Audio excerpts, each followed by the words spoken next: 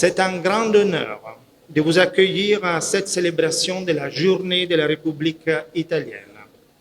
Je remercie Son Excellence, Monsieur le ministre des Affaires étrangères, de la francophonie et des Congolais de l'étranger, Jean-Claude Gakosso, tous les membres du gouvernement et les autorités ici présentes pour votre participation, qui témoigne de l'amitié et de l'estime mutuelle qui lie nos deux pays.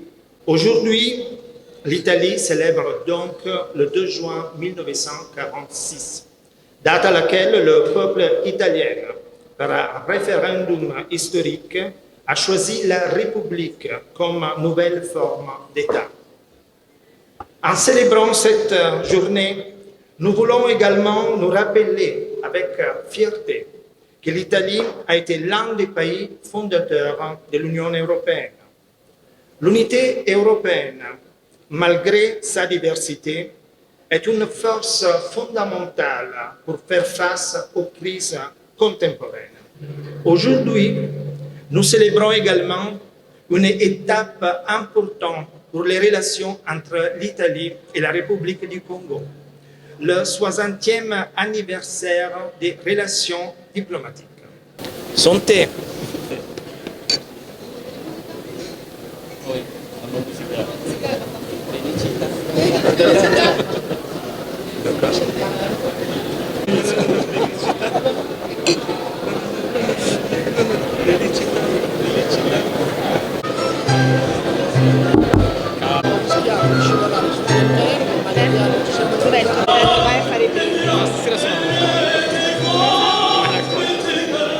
Sans faire dans la langue de bois, je puis vous dire que entre l'Italie et la République du Congo, effectivement, ça baigne, vraiment le ciel est bleu. Le président de la République entretient une excellente relation avec Madame Meloni, qui est la présidente du Conseil italien. Pas plus tard que l'année dernière, il était en visite officielle à Rome.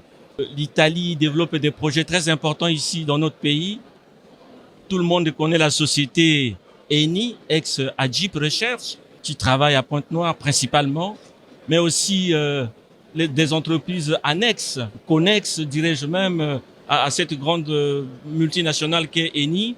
Mais il n'y a pas que cela, il y a surtout la relation humaine entre les Italiens et les Congolais, qui est une relation excellente. Il y a beaucoup de cadres congolais qui ont été formés en Italie, dans des domaines divers et variés, par exemple en architecture.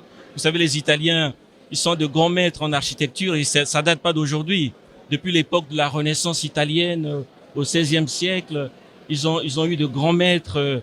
Évidemment, dans le domaine de la peinture, je vois un peu votre regard avec Michelangelo, avec Leonardo da Vinci, avec Raffaello et tant d'autres, Botticelli, mais aussi dans le domaine de l'architecture.